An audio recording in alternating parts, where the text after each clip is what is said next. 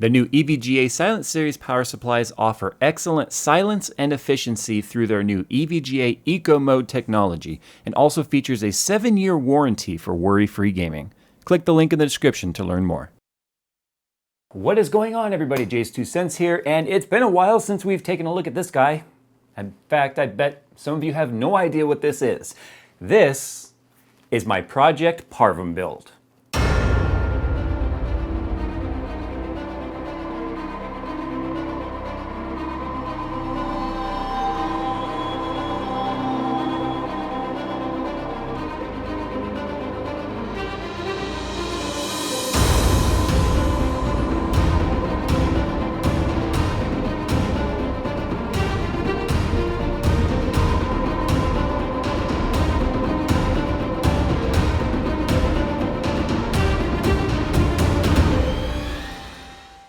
Now, I didn't come up with the name Parvum. That's the name of the brand of the case. And this is made by a couple of gentlemen out in England. And the cool thing about these guys is you can do anything you want.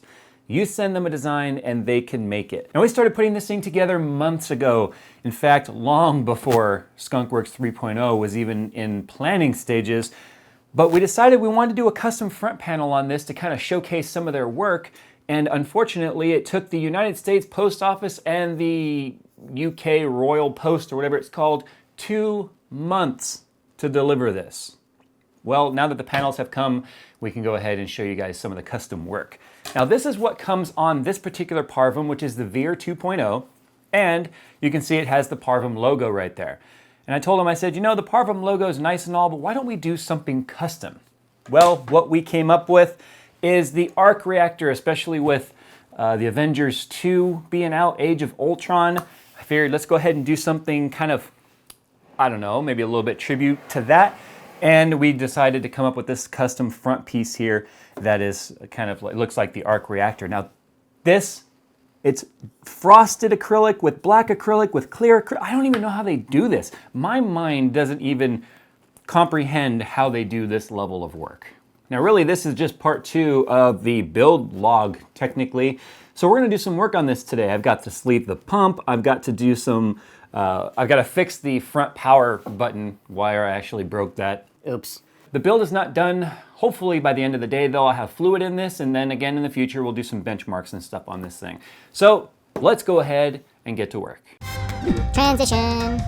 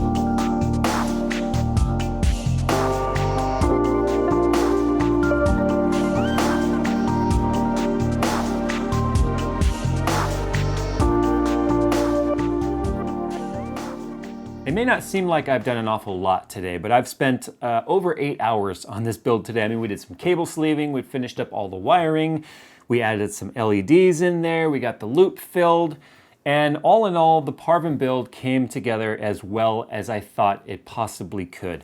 Now, when I initially built this system, I had in mind this thing being my portable LAN build. But the more I've built in this thing, I think I've come to the conclusion that this is a case best suited for sitting on a desk and not really moving. The fact that it's acrylic makes me, one, never confident in shipping this thing anywhere, simply because it's just not going to be as robust and sturdy as, say, something made out of aluminum or steel. Two, the edges on this thing are extremely sharp. In fact, everything is so sharp on the corners, it scratched all of my desks up. Anywhere it touched, it scratched. And that's unfortunate, but that's just the way it is. In fact, the instructions on the Parvum that come with the Parvum case before you build it even tell you be careful because you can cut yourself, you'll scratch your desk, etc. I don't care that it scratched these desks, one, because they're kind of like work tables for me, and two, when I redid the office, I changed all of my desks from black to this beige color because scratches won't show up. But if you had a black desk or a glass desk or something like that, you would probably be kind of pissed. So unless you're gonna take sandpaper and like sand down all the edges or file them down and make them smooth, or do like I did on the bottom here where I kind of added these felt feet, as you can see, yeah, I'm not, this probably will not stay as a dedicated LAN rig. So that's unfortunate, simply because I don't think traveling with this case is going to be very practical. But something like sitting on your desk, or maybe a home theater box or something like that, or just a small form factor build, this thing is fantastic. You can see we crammed a lot of stuff in there, like a whole bunch of stuff in there. The fact that you can get this thing custom ordered with any of the designs that you want on the front, I mean, literally all I sent them was just a flat file. It was just the black part that you see. The other part that they came up with, the inserting of the frost acrylic and then the polished acrylic around it. And if I had a perfectly, suited backlight for this, it would glow, it would look fantastic. But unfortunately, I don't have any lighting that I can put behind there. The wiring on this thing, I have to say, as you can see, the wiring in my case here, no pun intended, was very specific. In fact, I had all of these cables custom made once again through Sanctum Sleeving, because those guys just continued to hook me up with awesome sleeves. And I had to do all the measuring first and then give them measurements, and then they built them to suit. Trying to fit standard length cables in here, not gonna happen. So there's just a lot of things about this case that really is suited towards the experienced enthusiast builder. I knew going into this that standard length case or PSU cables would not have fit. So something else you need to keep in mind. I was concerned about the way the hard drives dangle like this, but you know what? They are really robust. They're not going anywhere because they only attach with 2 screws hanging down. They're not going anywhere, so I'm not worried about that at all. This is not a quiet case. This case right here only has 4 fans in it. It has 3 120 millimeter fans, 1 intake on the front 120, 2 exhaust 120s on the top, and an 80 millimeter bringing air in from the back. So this is not a quiet form factor. In fact, I'll go ahead and turn it on for you now so that you can hear it. Or I had to turn on the power supply. Derp. It's gonna restart. It's an EVGA thing. Asus does it too. Yeah, so you can hear it's not quiet. I am going to have the fans controlled through PWM splitter from SwiftTech. That's an 8-fan header PWM splitter. It's just right now, because the system isn't fully booting, since there's no keyboard or anything installed, it's not actually making it past post, and so it's not ramping down the fan speed. But it will be a little bit quieter. It's just while gaming and stuff, it will be a noisy case. There's just no way around that, simply because of the fact that there is so much crammed into such a small space. There were a lot of questions I got when I started posting pictures of this early on, asking how the hell I was gonna fill this thing because of the fact that the reservoir is at the bottom and sideways. But as you saw, all you gotta do is flip the case upright and then it fills up like any other standard reservoir. But there you go, guys. That's the Parvum build. It looks amazing. You can get the case in all sorts of different colors. There's been a lot of very, very well-documented popular builds done by Parvum. They come in all sorts of different sizes. This is their smallest one, the Veer 2.0. You can get them in micro ATX size. No ATX yet. I believe they're going to be doing an ATX in the future. But this is the micro or mini ITX.